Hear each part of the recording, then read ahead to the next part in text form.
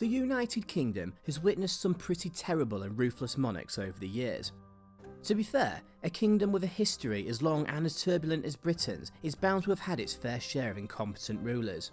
While some of these people have been pure evil, others have just been useless due to mental illness or general incompetence.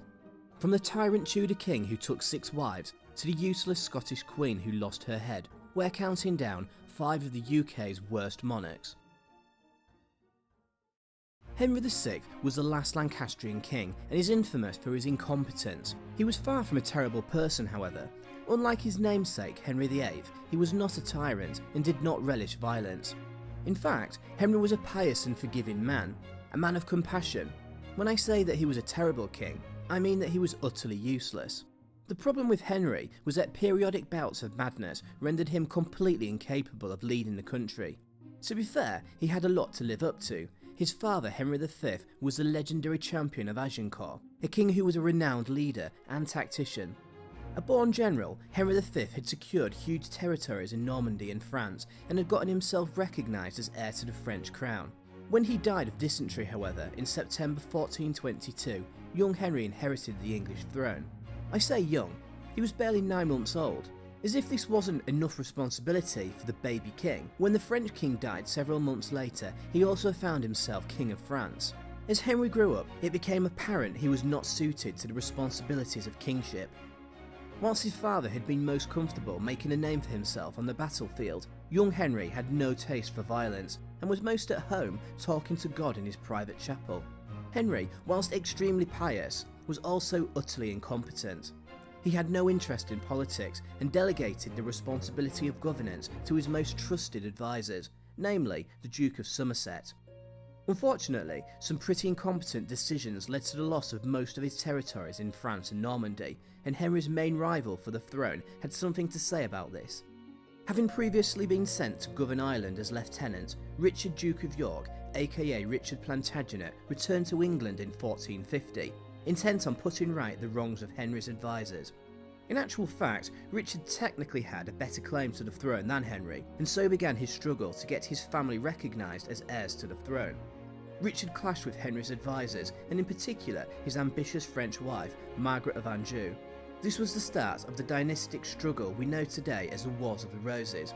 Henry VI will forever be known for his incompetence and for the mental illness he struggled with for much of his life. He will also be remembered as a catalyst for one of the bloodiest series of wars ever fought on British soil. Whilst Henry VI was England's last Lancastrian king, Richard III was the last Yorkist king. Ultimately, the downfall of Henry VI led to the Wars of the Roses and the rise of the House of York. Richard Plantagenet pressed his claim to the throne but lost his life at the Battle of Wakefield. He had 3 surviving sons: Edward Earl of March, soon to be King Edward IV of England, George Duke of Clarence, a treacherous and self-centred individual, and the youngest of 3, Richard Duke of Gloucester, later to become King Richard III of England. Following his death, Richard Plantagenet's claim to the throne was taken up by his eldest remaining son, Edward Earl of March. Richard III is a controversial character, no thanks to Shakespeare. Over the years, Richard has been painted as a bit of a monster, with his crooked spine, withered arm and treacherous nature. Significantly, Richard is alleged to have murdered his nephews and rightful heirs to the throne, Princes Edward and Richard. Of course, Shakespeare's portrayal of Richard is largely unfair and inaccurate. In fact, there is no evidence to suggest that Richard was anything other than totally loyal to his older brother, King Edward. He also pledged an oath to uphold his nephew's right to inherit the throne. That said, following the death of King Edward in 1483, Richard appears to have gone back on his word. Whilst on his deathbed, Edward mobilised his most trusted lords and advisors and established a council to lead the country until his young son Edward came of age. Within weeks of the king's death, however, Richard staged a coup and had himself named as protector of the king. Furthermore, prior to young Edward being crowned, Richard had him and his younger brother declared illegitimate and seized the throne for himself. Worse still, both Edward and Richard were banished to the Tower of London, where they later disappeared in a shroud of mystery. Of course, it is believed that their uncle Richard had them murdered, removing them permanently as challengers to the throne. Richard was proclaimed King Richard III and ruled for barely 2 years. He was killed at the Battle of Bosworth in 1485. in effect bringing an end to the Wars of the Roses and giving rise to the Tudor dynasty. Richard would turn up some years later, buried beneath a car park in Leicester. Mary, Queen of Scots, not to be confused with Bloody Mary, was Scotland's most useless monarch. A series of stupid and politically dangerous decisions led to her swift downfall. She isolated herself from her nobles and attempted to overthrow the Queen of England. She was ultimately beheaded for her treachery. Mary had a bit of a fairy tale childhood. Born in 1542 to the Scottish King James V and his French wife Mary of Guise, she was sent to live with the French royal family at the age of only 5. She was loved in France, considered to be exceptionally lovely, kind and courteous. Having been betrothed to the French heir to the throne Francis, she later found herself Queen of both Scotland and France. When Francis died, however, Mary took the decision to return to Scotland.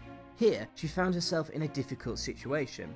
While she had been raised as a Catholic, Scotland was officially a Protestant country. This did not faze Mary, however, as she encouraged a policy of non-discrimination. Things, however, were about to take a turn for the worst. Mary was all too aware that she must marry and provide an heir.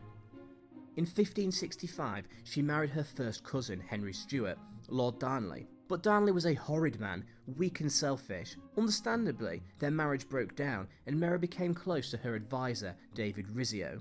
In March 1566, when Mary was 6 months pregnant, Darnley broke into her supper room with a posse of nobles and stabbed Rizzio to death. They claimed that he and Mary were having an affair, and Rizzio was using this to gain influence in court. Mary believed that Darnley wished to kill her and her unborn son and claim the throne for himself. It was then mightily suspicious when 3 months later Darnley was found dead following an explosion at a house where he had been staying. His body was found outside, however, giving rise to speculation that he had escaped from the blast but had been murdered. The chief suspect was James Hepburn, Earl of Bothwell. Here, Mary made a catastrophic mistake in marrying the Earl, barely 3 months after the death of Darnley. In doing so, Mary turned Scotland's nobles against her and she was imprisoned at Loch Leven Castle. She was then forced to abdicate in favour of her son, who became King James VI of Scotland. Mary managed to escape her Protestant captors and raised an army. On the 13th of May 1568, she was defeated in battle and fled to England to seek refuge from her Protestant cousin Queen Elizabeth. This was a terrible mistake. The problem was that Mary had a strong claim to the English throne, arguably more so than Elizabeth. Whilst Elizabeth was descended from Henry VIII's second wife, Anne Boleyn, Mary was a descendant of Henry's older sister, Margaret Tudor. Mary's Catholic supporters viewed Henry's marriage to Anne Boleyn as illegal, and thus argued Mary had a better claim to the throne of England.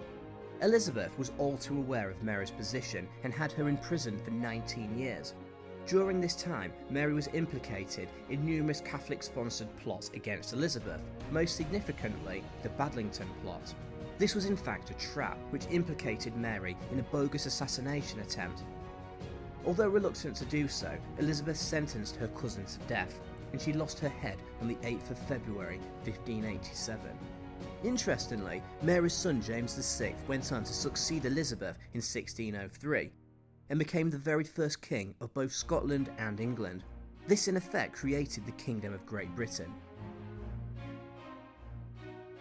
Henry VIII is one of England's most notorious kings, most commonly known for taking 6 wives.